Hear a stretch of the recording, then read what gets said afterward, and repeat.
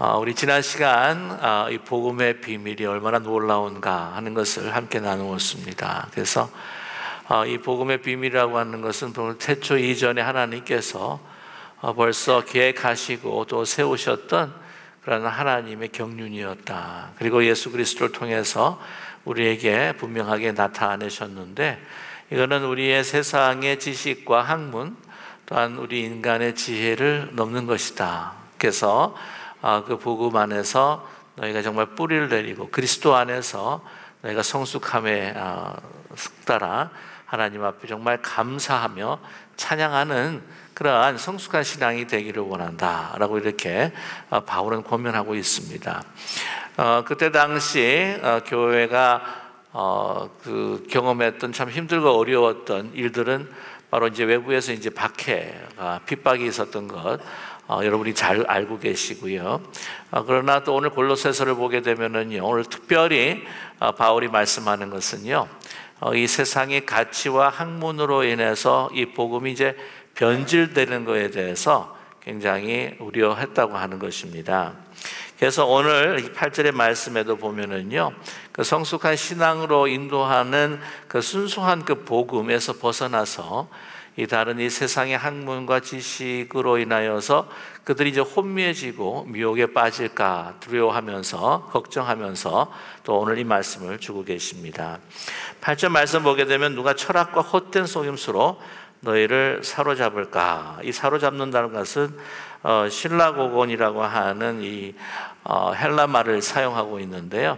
이건 이제 노략질한다라고 하는 의미입니다. 아니면 또 이리떼가 또한 그 먹잇감을 삼아서 이게 잡아먹는 듯한 그러한 의미를 가지고 있는 것이 이제 사로잡는다라고 하는 것인데요. 주의하라. 이것은 사람의, 하나님 것이 아니라 사람의 전통과 세상의 초등학문을 따릅니다.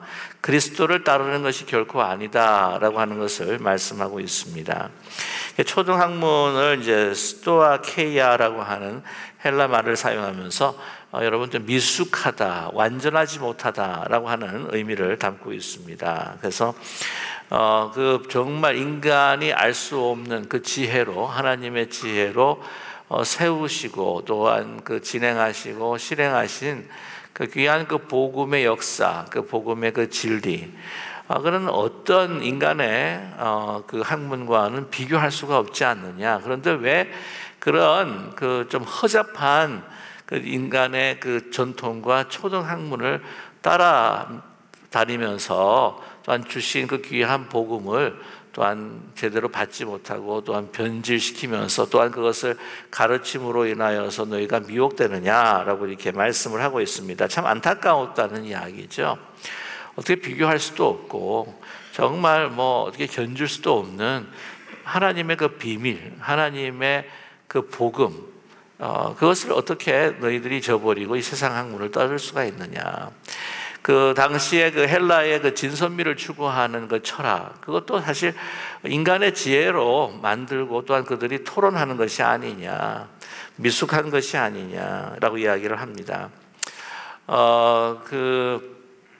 한 번은 제가 이제 그 사설을 읽은 적이 있었는데요. 어떤 것이냐면은 그 일본의 그 우주 항공사에서 우리 우주 밖으로 인공위성을 이제 띄우는 걸로 이제 그런 그 프로젝트가 있었습니다. 그래서 이제 발사를 하는데 띄우기 위해서 이제 그 로켓을 이제 발사를 하는데 그 서양 사람 눈에 어떻게 비쳤냐면은요. 그 발사하기 전에 정말 우주항공 그 기술이라고 하는 것은 그냥 최첨단이고 최고가지 않습니까? 근데 이제 고사를 지내는 거예요. 고사를. 모르겠습니다. 어떻게 고사를 지냈는지 모르겠지만은 뭐 돼지머리 놓고 고사를 지냈는지 거기다가 뭐 돼지 입이나 그 귀에다가 막 한국 사람들처럼 막 돈을 집어넣는지 모르겠지만은 그러나 이 정말 서양 사람 보기에는 너무나도 미신적인 그런 고사를 지내면서 이 로켓을 띄우더라는 거예요. 이해를 못하는 거예요. 이 서양 사람들이 어떻게 가장 최고의 학문, 최고의 과학 기술을 자랑하는 그 우주항공국에서 아니 그 로켓 띄울 때 물론 그런 이야기는 해요. 인간이 다 계획하고 다 해서 이제 발사를 하지만은 뭐 하여튼 그 뭐 0. 몇 초의 그 차이로 인해서 이제 궤도 들어가는 거 이런 모든 것들이 잘못될 수 있기 때문에 그건 뭐 인간의 한계를 좀 넘어서는 부분도 있다. 그렇지만 아무리 그렇지만 어떻게 고사를 지낼 수가 있느냐 그 앞에서 정말 그냥 초등학문보다도 더 못한 미신적인 그런 행위를 할 수가 있느냐라고 하는 어떤 그런 그 아리크를 제가 한번 읽은 적이 있습니다.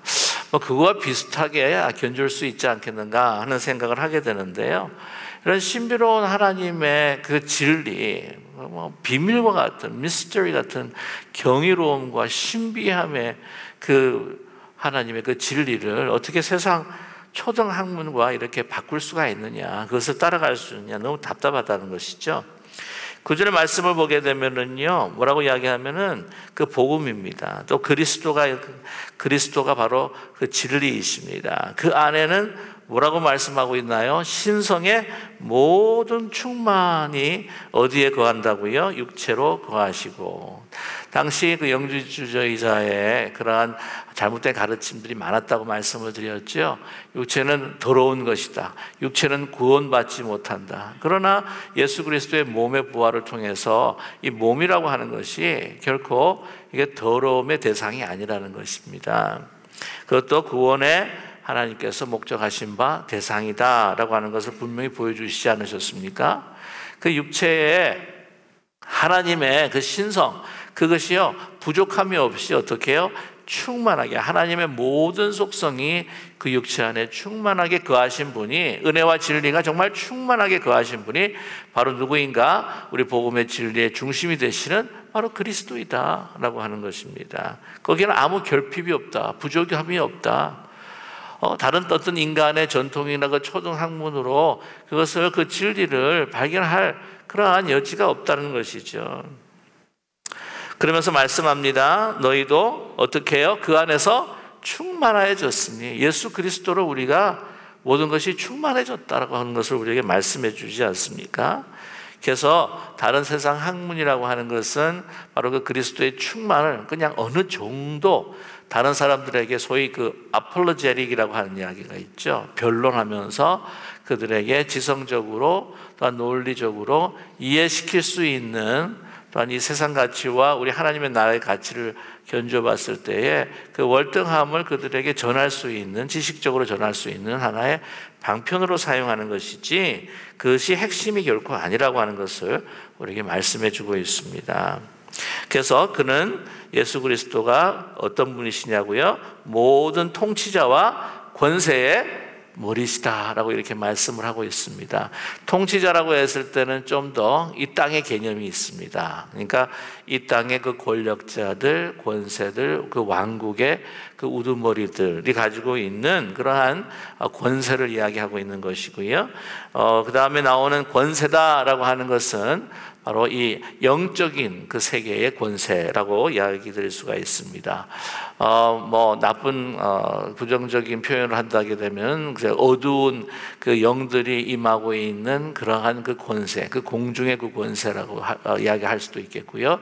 또한 그 천사들의 영역 속의 그 권세라고도 이야기할 수가 있는데, 우리 데살로니가 그 4장 그 보게 되면은 우리가 휴거라고 하는 말이 있죠. 그래서 우리가 공중에 들린다라고 했을 때에 그거를 우리가 어떤 피지컬한 육체적인 어떤 그 공중이라고 우리가 생각하기보다는요, 그래서 우리가 참 이 휴거에 대한 오해가 많습니다. 이 공중이라고 하는 것은 공중에 들린다, 우리가 공중에서 주님을 만난다라고 하는 것은 그 공중 잡은 권세, 예수님께서 재림하시기 전까지 우리 그 사단은 어떤 존재라고 우리가 칭합니까? 공중 잡은 권세라고 이야기하잖아요. 근데 그 공중도 예수께서 재림하실 때에 모든 사단 마귀가 다 멸망하고 패하는, 우리가 예수 그리스도와 우리가 함께 만나서 심지어는 그 영역, 그 공중까지도 우리가 다 승리해 그 세계가 된다고 하는 것을 우리에게 의미하고 있다고 하는 사실이죠. 그래서 이 모든 통치자와 권세라고 하는 것은 하늘과 땅의 모든 권세다, 그렇게 표현할 수가 있습니다. 그 권세의 어떤 분이시다? 으뜸이시다, 머리이시다 라고 하는 것이죠.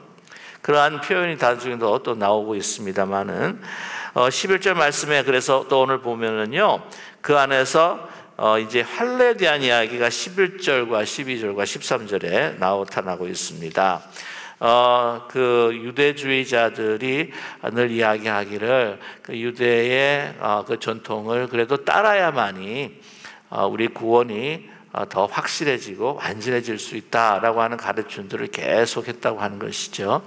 골로새서뿐만이 아니라 더 아주 심각하게 그런 현상이 나타나는 그 교회가 바로 갈라디아 교회였습니다. 그래서 이 부분에 대해서 아주 바울 사도는 아주 경고하고 더 이렇게 참 격앙된 목소리로 그들에게 꾸짖고 경고하는 그런 기록이 있습니다. 자, 오늘 말씀 보게 되면은요, 그 안에서 너희가 손으로 하지 아니한 할례를 받았다. 할례를 받아야 된다. 유대인처럼 예수님도 할례 받았지 않았느냐? 그러니까 너희들도 그러니까 예수님 같이 되려면 또 할례 받아야 된다. 근데 그것이 아니라 우리는 이미 보이지 않는 그 안에 손으로 하지 아니한 할례를 우리는 이미 받았다라고 이야기를 합니다. 그래서 오늘 보면 곧 육의 몸을 벗는 것이 아니라 곧 육의 몸을 벗는 것이요. 육이라고 하는 것은 뭐냐면은요, 이게 이제 육신이라고 하기보다는 이 육이라고 하는 것은 우리의 죄악된 본성. 그래서 주로 이제 바울은 이거 그 할 때에 그 sarx라고, 소마라고 하는 단어를 쓰지 않고 sarx라는 단어를 써서 우리 죄악된 본성을 이제 벗는 것이다. 뭐 그 할례도 이제 어느 정도 이렇게 표피를 벗기는 건데 그것이 육체적인 어떤 그러한 그 방안으로 실천하는 것이 아니라 이미 우리는 예수 그리스도의 그 세례 주시는 그리스도의 피와 또한 그 물로 인하여서 우리가 세례를 받았을 때에 이미 우리는 육체의 그 죄악된 본성을 이미 벗어버렸다라고 하는 것을 우리에게 말씀하면서 그것이 그리스도의 할례다라고 우리에게 말씀을 하고 있습니다. 그래서 이 12절에 보게 되면은요, 그 할례라고 하는 것은 그 세례의 하나의 예표였을 뿐이다라고 하는 것이지 않습니까? 보통 이제 할례를 보게 되면은 항상 늘 남자만 받게 됩니다. 그러나 여러분 생각해 보세요. 그렇기 때문에 유대교회에 있어서 구원이라고 하는 것은, 여자의 구원이라고 하는 것도 보면 그 가정에서의 남자를 통해서 또한 주어지는 것처럼, 그래서 아주 철저한 그 신앙의 가부장적인 것이 지켜져 왔었고요. 또한 보면은 그렇게 여성들이 하나님의 그 나라와 하나님의 세계 속에서도 그냥 세컨드 클래스 시리즌처럼 그렇게 되어 있었던 것을 예수님께서는 어떻게 하셨습니까? 그의 십자가를 통하여서 이렇게 남자와 여자의 구별이 없이, 종과 자유자와 구별이 없이, 헬라인과 또한 이방인과 구별이 없이 이 모든 것을 이 세례를 통해서 우리가 진정 구원에 이르게 하여 주셨다고 하는 것을 우리에게 벌써 나타내 주셨는데, 아니 왜 그림자와 같은 자꾸 할례를 받으라고 이렇게 이야기를 하느냐? 그건 아주 그냥 초등적인 신앙이다라고 하는 것을 우리에게 말씀을 해주고 있습니다.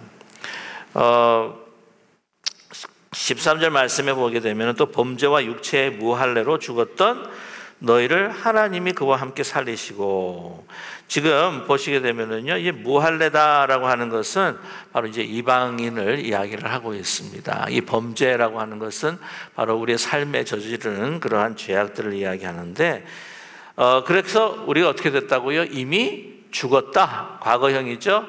우리의 영혼이 우리가 살아 있는데 왜 죽었다라고 이야기하느냐? 이거는 바로 이 영혼이 죽었고, 이 영혼이 죽음으로 인하여서 오는 영원한 사망과 심판에 대한 이야기를 우리에게 말씀해 주고 계시는데요, 그 모든 죄를 다 사하셨다라고 우리에게 말씀합니다. 자, 이 할례나 이런 것들이 사실은 그 유대의 법에서 정하고 있는 것이 아닙니까?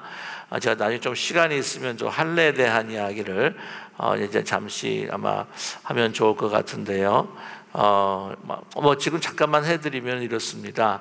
그 아이가 이제 태어나고 난 다음에 이제 8일 만에 이제 할례를 받지 않습니까? 보통 가정이나 회당이나 요즘엔 또 병원에서 그렇게 하는데, 옛적에는 이제 아버지가 이제 할례를 했다고 합니다. 근데 요즘에는 이제 그 예수님 시대 이후 또 이후에는 그 전문적으로 하는 사람이 있대요. 그래서 이제 전문적인 사람이 이제 하면서 그 전에 이제 그 할례를 받기 전에, 아이가 할례를 받기 전에 밤새도록 이제 아버지가 이게 소위 토라를 이렇게 읽는다고 합니다. 그래서 토라를 읽으면서 그 거룩한 할례식이 있기 전에 이 뭐라고요? 다 그 마귀와 사탄을 쫓는, 그래서 그 보호하는 그런 마음으로 그렇게 읽는다고 그래요. 그래서 유대 한 10명 정도 이상이 이제 모여야 그 식을 이제 할 수가 있는데, 남자 성인 10명입니다. 그게 이제 회당을 이룰 수 있는 가장 그 최소의 미니멈의 숫자인데, 그분 이상 모여서 이제 미리 온대요. 미리 와가지고는 이제 축하 파티를 여면서 이제 기다리고 있으면은 이제 그 할례 받을 아이를 이제 아버지가 데리고 나오게 되면 이게 다 쓴다고 그래요. 그래가지고 다 서가지고 할례가 끝날 때까지 계속해서 서 있는다고 합니다. 그러면 이제 할례하는 사람이 하나님 먼저 찬양하고, 그 다음에 이제 할례를 하고, 할례가 다 끝나고 난 다음에 감사 기도를 드리고 포도주 한 잔을 이렇게 하면서 또한 이렇게 나눈다고 그래요. 그래서 뭐 축하를 하면서 이렇게 다 끝난다고 하는데, 그러한 모든 것들이 어떻게 해요? 뭐의 예표냐? 바로 세례의 예표다라고 하는 것을 우리에게 분명히 말씀해 주고 있습니다. 그래서 오늘 14절 말씀을 보게 되면은요, 오늘 우리를 거스르고 불리하게 하는 법조문으로 쓴 증서다, 그것을 지우시고 제하여 버리셨다, 십자가에 그리고 못 박으시고 라고 이렇게 말씀을 합니다. 이게 말하면 이제 율법이에요. 오늘 말씀에 그 증서라고 했을 때에 그 뜻은 케일로그라프라고 하는 말은 그 이제 고발장입니다. 그러니까 십계명이라고 하는 것이 바로 하나님께서 우리에게 주시는 하나의 약속이요, 또한 이렇게 살 때에 하나님의 평강으로 우리는 함께 살아갈 수 있다라고 하는 그러한 징표인데, 우리 범죄한 인간에게서는요 그것이 뭐가 되냐고요? 네가 어떤 죄를 저질렀다라고 하는 고발장이 된다고 하는 것이죠. 그래서 이 율법으로는 우리를 결코 살리는 것이 아니라 우리를 심판에 이를 수밖에 없지만, 그것을 정말 완전하게 지킬 수 없기에 이건 고발장일 수밖에 없지만, 그것을 죄가 하나도 없으신 바로 그리스도께서 십자가의 죽으심으로 인하여서 우리가 죄인 된 우리를 어떻게 해요? 하나님의 그 의인으로 다시 세워주셔서 우리가 구원을 받게 되었다라고 하는 것을 우리에게 말씀해 주고 있습니다. 오늘 15절 말씀 보게 되면은요, 참 우리 같이 한번 읽을까요? 통치자들과 권세들을 무력화하여 드러내어 구경거리로 삼으시고 십자가로 그들을 이기셨느니라 라고 이렇게 말씀합니다. 무력화했다고 하는 것은 이제 무장 해제시켰다는 이야기고요. 그리고 드러내어 구경거리로 삼았다라고 하는 것은 옛날에 그 로마의 그 개선 장군들이 이제는 그 개선을 할 때에 그 뒤에 누구를 계속 데려왔냐면은 그 정복했던 나라, 공격해서 이겼던 그 나라들의 그 사람들을 노예로 와가지고는 다 끌고 왔어요. 그래서 사람들이 다 그들을 구경했습니다. 그 의미를 여기에 담고 있는데, 말씀을 드리면은 통치자들과 권세, 통치자들하고 이 땅에 있는 권세자들 이야기할 수가 있고, 이 권세라고 했다면 사탄 마귀의 어떤 그런 권세를 이야기할 수가 있습니다. 여러분, 십자가를 통해서 사실은요 이 땅의 권세가들을 무력화시켰어요. 그리고 사망 권세, 사탄의 권세를 이기시고 주님께서는 부활하셨습니다. 그래서 최종 승리, 그 부활의 승리가 누구의 것입니까? 바로 우리의 것이라고 하는 것이죠. 이 세상, 이 땅의 그 권세가들은 그들의 권세를 가지고 주님을 죽이려고 했습니다. 그러나 주님께서는 죽음으로 패배한 것처럼 보이지만 아니죠. 부활로 승리하셨습니다. 이거는 이 땅의 권세뿐만 아니라 영적인 권세, 이 사망 권세에서부터도 하나님 예수님께서는 부활하셔서 조롱거리로 삼으신 것이에요. 사탄 마귀를 조롱거리로 삼으셨습니다. 우리에게 이 최종의 승리가 우리에게 주어진 줄로 믿습니다. 그러니까 우리가요, 믿고 복음 안에서 구원받은 사람은 이렇게 막 모멸하고 멸시하고 살아가는 이야기는 아니고요, 이 땅의 권세, 사단 마귀의 권세라도요, 여러분 두려워하지 마시고 어떻게 해요? 그냥 담대하게 좀 이렇게 아주 경하게 우습게 생각하면서 살아가야 될 줄로 분명히 믿습니다. 또한 우리 인간의 승리라고 하는 것은 결코 이 땅의 권세나 또한 사단의 그 권세가 사단의 권세로 가질 수 없는 승리라고 하는 것을 우리에게 말씀해 주고 있습니다.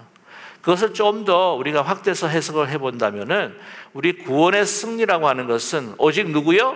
예수 그리스도의 은혜, 그 은혜를 믿는 믿음으로만 우리는 구원을 얻게 되는 줄로 믿습니다. 어떤 권세나 돈으로나 명예로나 어떤 능력으로 구원받는 것이 결코 아니라고 하는 것을 우리에게 분명히 다시 한번 말씀해 주시는 구절이라고 저는 믿습니다. 이 모든 그 승리는요, 예수 그리스도께서 정말 이 모든 이 권세들은 예수님을 죽였다. 사단 마귀는요, 십자가에 그 예수님을 이제 못 박으면서, 인간들을 통해서 못 박으면서, 그 기록에 나와 있지 않지만 그 예수님에 대한 영화 가운데 제가 기억이 잘 나지 않지만은요, 예수 그리스도께서 탁 십자가에 못 박이시고 마지막 그 순간 숨을 쉬시고 운명을 탁 거두시는 순간에 어떤 영화였는지 제가 기억이 안 나요. 사단 아주 그냥 기분 나쁜 웃음 있죠. 기분 나쁜 웃음으로 죄송합니다, 제가 흉내를 못 내겠어요. 그래서 아주 기분 나쁜 모습으로 그냥 낄낄거리는. 그래서 다 그 운명하는데 다 그 소리가 나요. 근데 여러분, 진정 마지막으로 웃는 사람이 승자인 줄로 믿습니다. 바로 부활 승리를 통하여서 우리는 늘 잔치하면서 우리가 천국의 기쁨을 누리며 살아가는 사람들이 아니겠습니까? 여러분, 우리가 최종 승리를 우리가 확신하면서요, 여러분, 죽음도, 여러분, 제일 이 세상에서 무서운 사람들이 누구냐 그럴 때 죽음을 두려워하지 않는 사람만큼 무서운 사람이 없대요. 예. 그래서 누구는 그러더라고요. 중딩도 초딩을 굉장히 무서워한다고 요즘에 그런 이야기를, 으스스한 이야기를 하는데, 정말 죽음을 두려워하지 않는 그런 인생. 죽음 앞에서도, 여러분, 그 초대교회 그 순교자들은 죽음 앞에서도 하나님 앞에 찬양하며 기쁨으로 마지막 순간을 맞이했었던 그런 사람들, 그런 우리의 믿음의 선진들, 최종 승리를 경험하고 또한 기대하는 사람들의 모습이 아니겠습니까? 오늘 그 말씀 가운데요, 우리 또 16절 보시게 되면은 유대의 금욕주의에 대한 경고의 말씀을 해주고 계십니다. 그러므로 오늘 말씀 보게 되면요, 먹고 마시는 것, 이거 금욕주의에 대한 이야기이기도 합니다. 또 이제 로마서를 보게 되면은 우상 제물에게 바친 고기를 먹어야 되느냐 말아야 되느냐 하는 문제도 또한 포함시킬 수도 있겠지요. 절기나 초하루나 안식일, 그러니까 절기나 초하루, 월삭이라 그렇게 이야기를 합니다. 들어보셨나요? 예, 월삭. 그래서 어떤 교회는 이제 월삭 기도회를 지키시는 분도 있어요. 그래서 모든 절기나 초하루, 안식일을 이유로 누구든지 너희를 어떻게 해요? 비판하지 못하게 하라, 폄하하지 못하게 하라라고 이렇게 말씀을 하고 있습니다. 특별히 안식일 같은 경우에도요, 우리가 이제 우리는 안식일, 토요일을 안식일로 하지 않습니다. 우리는 주일이라고 이야기합니다. 그래서 어떤 그 분들은 그런 이야기, 아니 성경에 하나님께서 안식일을 지키라고 했는데 왜 주일을 지키냐? 이건 그릇된 거 아니냐라고 그렇게 이야기를 하는데 절대 그렇지 않습니다. 여러분, 그리스도가 모든 진리의 중심인 줄로 믿습니다. 그러기에 우리가 그리스도를 중심으로 하는 기독교이기 때문에 우리가 예배 드리는 날은 토요일이 아니라 바로 부활하신 주일이라고 하는 것이죠. 여러분, 흔들리지 마셔야 돼요. 그 안식교 같은 경우에는 어떻게 해요? 아니, 안식일 토요일 날을 지키라고 그랬는데 구약은 신약의 예표일 뿐입니다. 안식일은 바로 주일의 예표일 뿐입니다. 그리스도를 중심으로.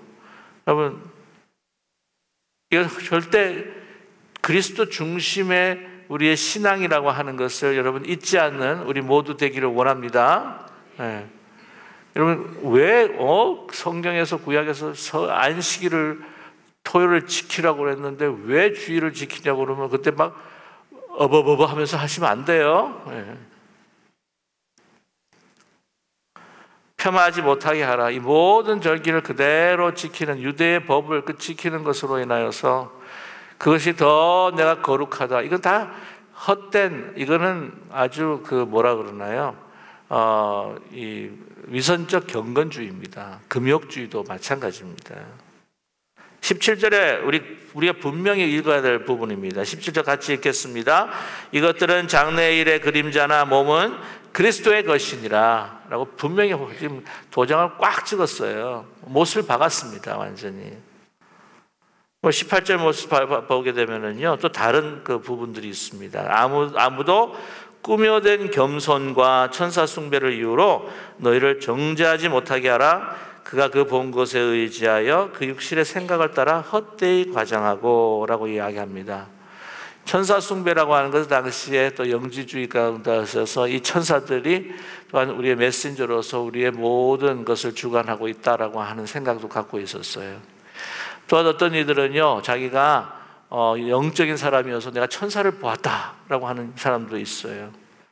그러다 보니까 그들이 개인적으로 경험했던 성경의 어떤 그 권위가 아니라 자신들이 개인적으로 경험했던 어떤 영적인 체험들을 더 이제는 부각을 시키면서 그때 당시 뭐라고 그렇게 이야기를 했냐면은, 아니 우리가 누구인데, 왜 여기 보면요, 꾸며낸 겸손, 이게 무슨 말이냐면 허황된 겸손이다, 그렇게 이야기할 수 있고, 꾸며낸 겸손이 뭐냐면은, 아니 우리가 어떤 이게 미물과 같은 아주 천한 존재가 어떻게 하나님을 직접 어떻게 하나님이 그리스도가 하나님이시라고 한다면 우리가 어떻게 직접 하나님 앞에 기도하고 직접 이렇게 대면할 수가 있겠냐?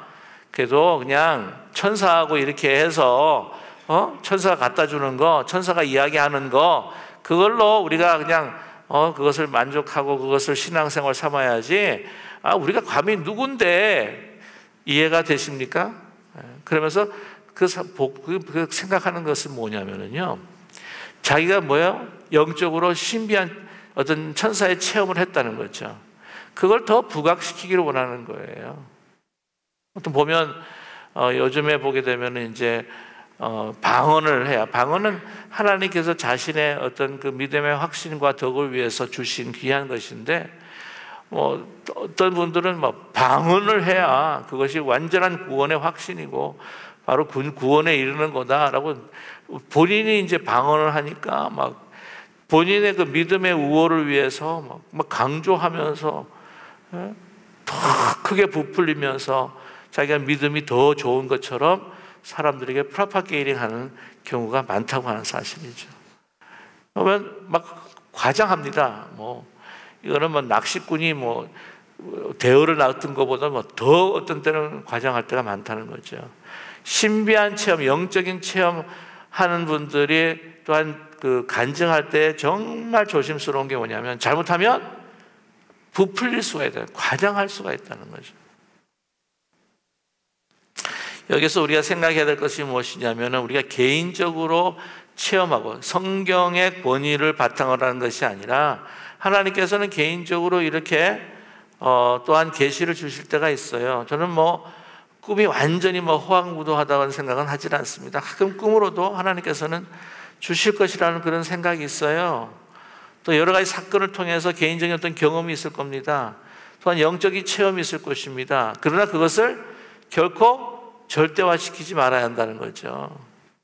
제일 중요한 것은 무엇입니까? 오직 예수 그리스도의 그 은혜로, 그 은혜를 믿음으로 우리가 그것이 구원을 얻게 된다고 하는 그 구원의 충만과 그 충족함을 우리 떠나지 않는 저와 여러분 되기를 간절히 소망합니다. 그러다 보니까 영적인 체험뿐만이 아니라 어떤 자기가 가지고 살았던 그런 어떤 전통, 인간적인 전통 이런 것들에도 우리가 어떻게 해요? 조심해야 될 필요가 있다는 것입니다. 기독교의 복음이라고 하는 것은 문화의 옷을 입기도 해요. 전도를 위해서. 헬라인에게는 헬라인에게, 로마에게는 로마인에게. 그러나 그 전통이 핵심이 돼서는 결코 안 된다. 하나의 수단이 되어야 되지, 그것이 진리인 것처럼 그것을 완전시 여기서는 결코 안 된다라고 말씀해 주고 계십니다. 그것은 뭐냐? 이게 머리를 붙들어야지 왜 꼬리를 붙드느냐라고 하시는 말씀이겠죠? 자, 19절에 한번 말씀 함께 봉독하겠습니다. 머리를 붙들지 아니하는지라 온몸이 머리로 말미암아 마디와 힘줄로 공급을 받고 연합하여 하나님이 자라게 하심으로 자라느니라 라고 이렇게 말씀하고 있습니다. 우리가 어디를 붙들어야 된다? 머리를 붙들어서 그것을 통하여서 우리가 함께 같이 모든 각 마디와 지체가 함께 자라는 그런 균형적인 자람이 되지 않겠느냐라고 이야기를 합니다.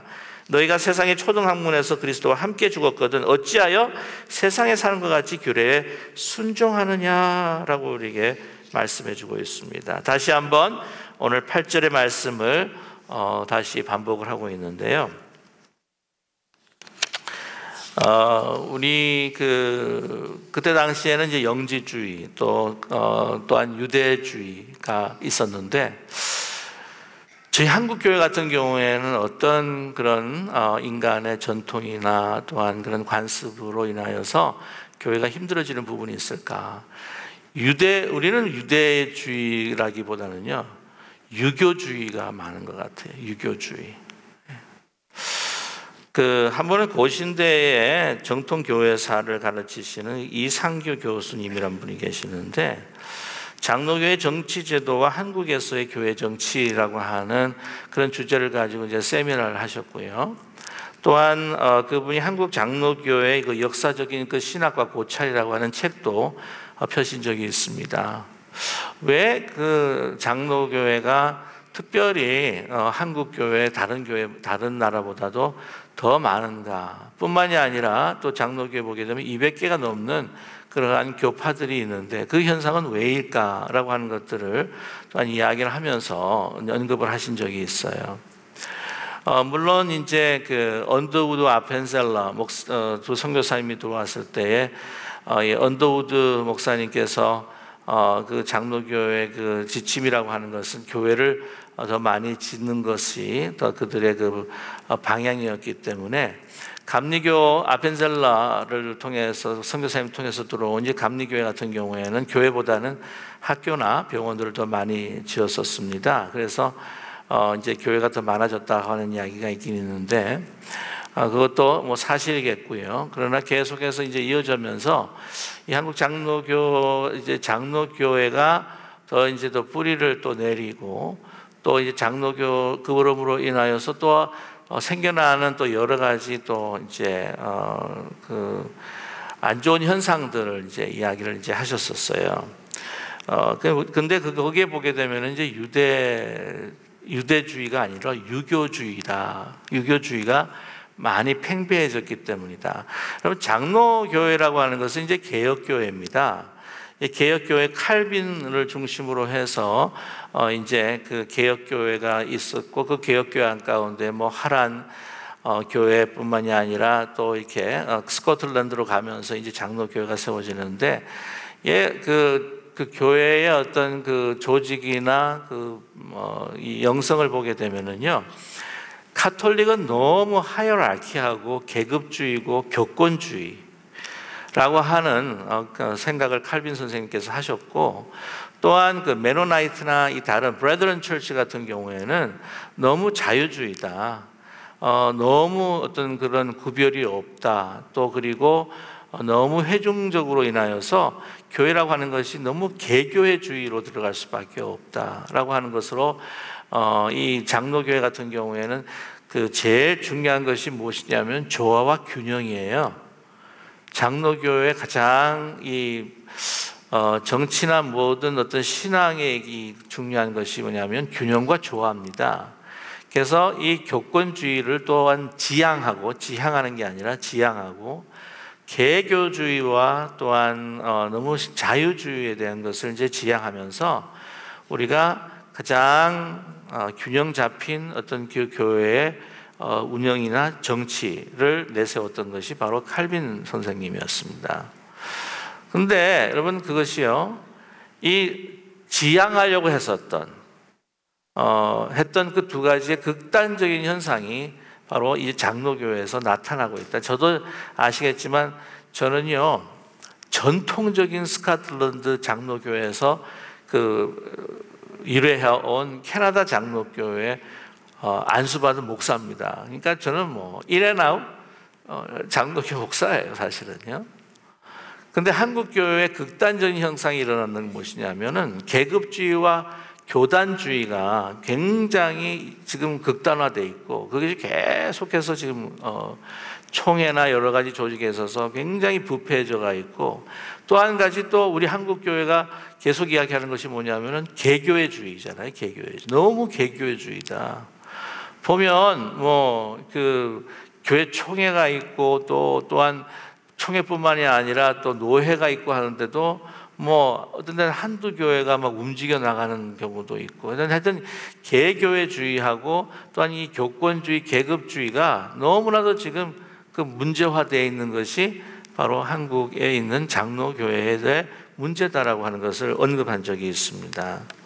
그것이 어떤 경우냐면, 그것이 어떤 영향이냐면, 그 유대주의가 아니고 유교주의라고 하는 것이죠. 유교주의는 우리 한국 사회에 사실은 굉장히 깊이 그 뿌리를 내리고 있는 전통이요, 또한 문화이기도 합니다. 그들이 우리 유교에서 제일 더 잘 이야기하는 것이 뭡니까? 수신제가 치국평천하라고 하는 것이죠. 정치적인 입신양명입니다. 그것을 하고 있기 때문에 어떤 명분, 또한 어떤 그런 그 계급, 그것을 굉장히 리즈되고 경직화된 그러한 사회이기 때문에 그 교회에 들어오면서 계급 섬기는 어떤 그런 역할의 그 리더십이 이제는 어떻게 해요?